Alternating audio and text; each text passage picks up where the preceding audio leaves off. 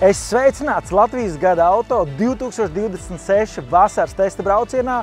Šogad mums ir rekordliels dalībnieku skaits, un mēs pat neesam lielajam finālam pietuvušies, kas būs novembrī. Mums šodien ir vesels 4 Latvijas pirmizrādes.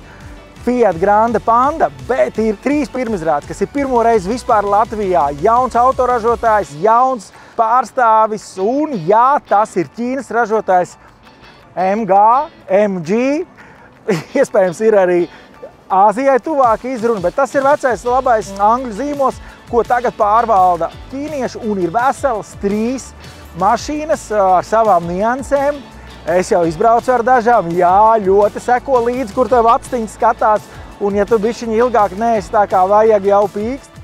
Tiekamies 30. augustā šeit, Tirdzniecības centrā Mols, kur notiks brīvdevas auto izstāde Pielaiko savu auto.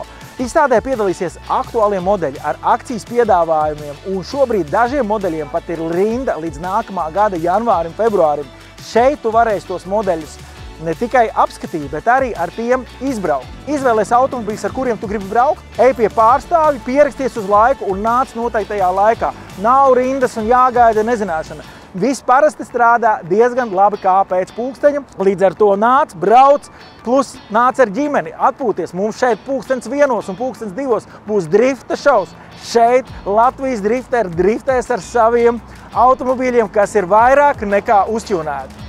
Bērniem būs mazais baja šovs, kur mazie radiovadāmie modelīši pabrauks, kā arī daudz citas iespējas apskatīt, uzzināt, un galvenais ir satiksmes drošība, kur ar dažiem maziem padomiem var labi uzlabot. Pie Latvijas gada auto ekspertiem lūk šeit. Šādās jakās būs cilvēki, nāc klāt, runā, pārunājam un arī paklausies dažu labu semināru. Tagad mums ir 22 mašīnas, ar ko mēs dosimies no Tirdzniecības centra Mols uz Mālpils mūžu, brauksim pa apkaimes ceļiem un tad brauksim apakaļ. Izaicinājums ir, ka visi ierodās vienā punktā līdzīgā laikā un samainās ar mašīnām pareizi, ievērojot secību. Uz to mēs centīsimies iet, tā kā lai visiem veiksmīgs testa brauciens un novērtējiet, kā mēs izskatāmies šajā video. Šis ir tavs aktīvākais gads, var pateikt to, jo tu jau esi uz otro pasākumu. Zinu, tāpēc, ka es pārdevu moci. Man parādījās dažas brīvas dienas pavasarī. Tas ir labi, nu kā tev vai bija vērts? Jā, tu man iekārdināji tām pirmizrādēm, jo tos MG es nebiju redzējis, tos ķīniešu aparāts, to Vojan es nebiju redzējis, un arī tas Grande Panda, kā viņš tur, arī vēl vispār pa ceļu nebrauc. Un ar to, ja mums ir tā jau jaunu auto testi, tad tagad būtu pārjaunu auto testi, kur vispār tā kā pirmizrāda Latvijā. Un tas bija tas, kāpēc bija vērts šo dienu upurēt, lai pabrauktu dažādām mašīnām. Nu kā tad ir tie iespēja, jo tu esi viens no pirmajiem Latvijā, kurš ir izbraucis ar visiem 3 MG? Abrīnojam, ka ķīnieši māk uztaisīt 3 dažādu klašu mašīnas ar vienu to pašu motoru. Nu, tas ir jāmāk. Viens ir maziņa tāda mašīna, kas izstāsta pēc 2000. gadu sākuma kaut kāda Peugeot vai Hyundai, un maksā viņš kaut kādu sākot no 16 eiro. Tas par 4 riteņiem 16 eiro vispār tā nav cena. Līdz ar to viņi lien iekšā tirgu pašā apakšā zem dačajām visiem pārējiem. Tad ir tāds vidējs automobils, es nezinu, ar ko viņš konkurē tirgu, man liekas, kā ar trolejbusu, jo cilvēki, kas brauc sabiedrisko transportu, vienā brīdī var nopirkt sev to kā pirmā mašīna. Un tad tas lielais jau, tas jau bija tā kā limuzīns. Tur jau durvis tā, taisījās cieti, kaut kas tāds dermantīnam līdzīgs bija, tā kā ādai tā kā līdzīgs kaut kas domāts, un tas jau tā klusi un līgani gāja. Abrīnojam, visiem viens un tas pats motors. Nu, ķīnieši kaut ko tur prot. Šajā vasaras braucienā mums ir tik daudz mašīnu kā nekad, vesels 22. Parasti šādā braucienā ir 17, 18. Kāpēc tik daudz? No tam ir diezgan loģisks izskaidrojums, jo Latvijas tirgu arvien aktīvāk sāk ienākt Ķīnas ražotāju automobīļi. Un šodien mums ir tādi vismaz 4, no kuriem vieniem ir ļoti liela debija. MG marka ienāk mūsu tirgu iekšā. Ar veseliem tātad mums piedalās 3 modeļi, pārdošanā vispār ir 5, bet jaunākie ir 3. Arī patērētājiem būs jāiepazīst, ka ir jauna marka, uzreiz vairāki modeļi. Un ko mēs tieši no tā MG varam atzīmēt, vislabākais tomēr bija tas vidējā izmērā apvidnieks, tas, kas saucās ZS, jo tas ir tādā cenā mēram tā kā Dacia Bigstars. Un tomēr šeit tu iegūsti, kā mašīnu, tu iegūsti vairāk, jo tev ir jaunākas tehnoloģijas, vairāk visādu ekstru. Jā, Dacia Bigstars noteikti ir lielāks, bet Dacia Bigstars ir, kā jau Eiropietis, jā. Ja budžeta mašīna, tad arī to ar neapbruņotu aci redzi, ka tur ir budžeta izpildījums. Tādā ziņā ķīnieši ir spējuši to cena, sniegums ļoti grūti Eiropas tradicionālajiem ražotājiem sasniedzam. Šodien Latvijas pirmizrādi piedzīvo arī viens modelis, tā ir Fiat Grande Panda. Daudz atcerās Fiat Pandu, arī Fiats izmanto, kā piemēram tāpat kā Renault atgriež kaut kādus savus agrāk slavenus modeļus savā piedāvājumā, tad Fiat Grande Panda atgriežas kā 100% elektrisks automobīls. Un tas nav pieejams vismaz pagaidām pilnpiedziņā, kā bija leģendārā Panda, bet Fiat Grande Panda ir kopīgs modelis ar Citroen EC3. EC3 mums bija pagājušajā gadā. Tas bija vislētākais Eiropas ražotāja, neskaitot Dacia Springu, vislētākais Eiropas ražotāja elektromobīls, kaut kā 25 000. Fiat Grande Panda startēja tieši tajā pašā cenas segmentā, bet jau nobraucot tikai to kaut kādus pirmos 20 km, uzreiz bija skaidrs, ka Fiat Grande Panda šajā cenā ir labāks piedāvājums nekā Citroen EC3, jo Citroen EC3 tu varēji just, ka tur visi budžeta, tur pat radio nebija standarta aprīkojumā, tikai Bluetooth un tur neapbruņot aci un nebija jābūt speciālistam, lai redzētu, ka tas ir budžeta auto. Savukārt Fiat ir nostrādāts daudz labāk, tam ir labāka apdars materiāls kvalitāte. Jā, tur ir cietā plasmasa, bet tā joprojām ir labāka nekā tas bija Citroenā. Tā kā ir ļoti dīvaini, ka ir viens un tas pats modelis būtībā, un Fiat zīmols nav kaut kā baigi augstāks par Citroenu, kā mēs varētu sagaidīt, ka tur ir pieņemsim Citroen un Opel skaidrs, ka ir augstāk. Bet nē, tie ir tādi viena līmeņa, bet tomēr Fiats ir izdarījis varbūt kaut kāds secinājums no tā, kā tirgū tika uztverta Citroen EC3, un savu darbiņu izdarījuši, manā skatījumā, daudz labāk. Tā kā par to cenu tas ir reāli apsverams automobīls. Tur nav tā budžeta padarīšana tik uzkrītoša, kā tas piemēram, Citroenam. Tendences ir klasiskās, crossoveri vēl joprojām dominē pāri citiem virsbūves tipiem, bet interesanti, ka tas pats jaunais zīmols MG ir ieradies arī ar mazo hatchback, kas Eiropā jau tā kā zaudējis popularitāti, bet savu pircēju noteikti šis auto arī atradīs. Un interesanti ir tas, ka tomēr tas elektroauto skaits nemaz īstenībā nav tik liels, ir pietiekami daudz hibrīdi, kurus mēs uzlādējam, vai viņi paši prot uzlādēties, tā kā tas ir interesanti. Tas iezīmē to, ka nākamos gadus tā pasaulē auto industrijā arī būs tāda, ka būs elektriskie, būs hibrīdi, mēs nepaliksim pie viena šobrīd pilnīgi noteikti. Voja jau vispār ir ļoti amizants vērķis, jo tur ir gan tā apdares kvalitāte un viss pārējais, es domāju, ka ļauj atņemt arī kādu sapņotāju X5 Bembim. Jo, ja tu dzīvo purcēmā un tev Bembis ir pa puscenu, tad varbūt ņem šito pa pilnu cenu būs labāk. Un otrs tas, ka viņa reāli atraktīvs aparāts. Ar pirmā mašīna, kurā tu var ieslēgt skaidru un ārā izlamāt visu, kas tev nepatīk, vai palielīt kādu, kas tev patīk. Tādu vērķi es nevienā mašīnā biju redzējis. Es domāju, ka ļoti daudzi cilvēki vēlas tādu papildu aprīkojumu, ka tur nospiest pogu, vai tur pataurēt, patēlot kaut kādu zvēru, vai arī uzbļaut kādam vienkārši blakus joslā, cūktās brauc ātrāk vai ko tam līdzīgi.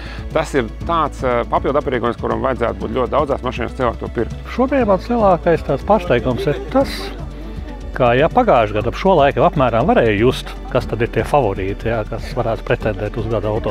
Vismaz man šobrīd pagaidām nav nekādas priekšstatu un nekāda priekšnojauta. Var jau būt, ka rudenī vēl atnāks, mēs gan arī no šīm vēl neesam izbraucis knap par pusi tikai, bet pagaidām tādu nepārprotām favorītu es neredzu. Viss apmēram tā līdzīgi, līdzvērtīgi, viens uzciņ labāk, otrs uzciņ labāk. Bet nekā tāda, šis gada ir. Kā vienmēr, diezgan labā līmenī. Es jau pats esmu diezgan liels Renault cienītājs, bet tīri dizaina ziņā, man patīk gan Renault 4, kas tiešām, tāds interesants vāģis ir manā skatījumā, lai arī elektriski, kas droši vien, ka vienai daļai cilvēki liksies mīnus, bet par dizainu viņam cepur mūs. Mūsu braucienā ir arī Renault 4. Daudz jau noteikti būs pamanījuši tādu skaistu Renault 5, kas arī atgriežas no 70 gadiem, tas pats nosaukums, līdzīgs dizains. Un tad šai saimē pievienojies arī Renault 4, kuram tehniskā bāze ir tieši tāda pati kā 5. modelim. Tas ir 100% elektrisks, tieši tāpat kā 5.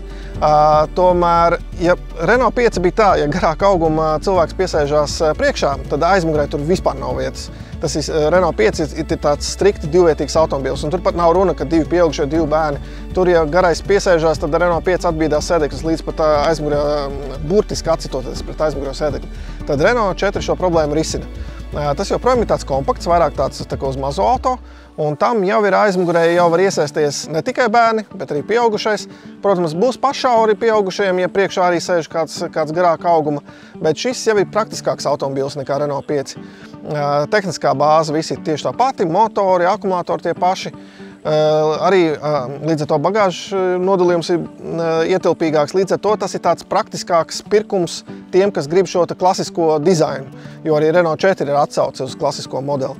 Līdz ar to, jā, Renault 5 atstāsim tiem, kas grib braukt viens pats vai divatā, un tad Renault 4 to var izskatīt arī ģimenes. Skaidrs, ka pārsteigumus sagādā parasti automašīnas, no kurām tu sākotnēji vismazāk gaidi vai vismazāk esi cerējis. Un interesantā kārtā jāsaka, ka Opel Frontera mani patīkami pārsteidza, lai arī es neesmu diezko priecīgs par to, ka autoražotāji izmanto sen zinām modeļu vārdus jaunajos modeļos, kuriem nav īsti saistība nekāda ar veciem laikiem, jo šī Frontera noteikti dubļus nebradīs un ar āmurtu viņi nesalabos, bet tas, kā auto brauc, cik viņš maksā un cik viņš ir ietilpīgs, tas man patīk. Protams, ir daži kompromisi, bet pilnīgi visām mašīnām tāda ir. Un jāsaka īstenībā, protams, ka mūsdienās jau slikta automašīna nav. Vienkārši dažkārt mums pa plānu maciņš vienkārši ir, lai viņi sasniegtu. No lietām, kas mani vēl pozitīvi noteikti iepriecināja, bija Cupra Terramar. Tas ir tāds auto, kas noteikti nav garlaicīgs, kas nesagādā lielus nepatīkamus pārsteigumus, kas arī ir ļoti pozitīvi. Dizains, tas, kā viņš brauc, cena ir arī pieņemama. Tas noteikti ir pozitīvi. Nu, ir arī Ja mēs testējam 22 mašīnas, tad vienmēr ir kāds, kas varbūt iepaliek. Nu, šajā gadījumā es gribētu nedaudz atzīmēt Citroenu, kas gan gaitas ziņā šķita. Es neteiktu, ka viņš ir komfortabls. Viņš var principā sagādāt jūras slimību, ja brauc aktīvāk. Un arī salons vairs nav tik atraktīvs vai tik aizraujošs, kā viņš bija kādreiz. Ja mēs redzam, cik interesanti salonu ir uztaisījuši, piemēram, Fiat Panda elektriskā, tad tas bija ceļš, ko kādreiz gāja Citroens. Un par Pandu mēs varam runāt, bet Citroena gadījumā, tur pircējs noteikti būs jāpameklē. Kas no tehniskā viedokļa, man, piemēram, arī interesanti, man liekas, to gan var atzīmēt Kia EV3, ja, kas tiešām piedāvā ļoti labu baterijas izmēru. Jā, pirmā, man liekas, mašīna, ko izņemot Teslu, ko es esmu redzējis, kurai iekāpjot iekšā, tiek solīti vismaz 500 km.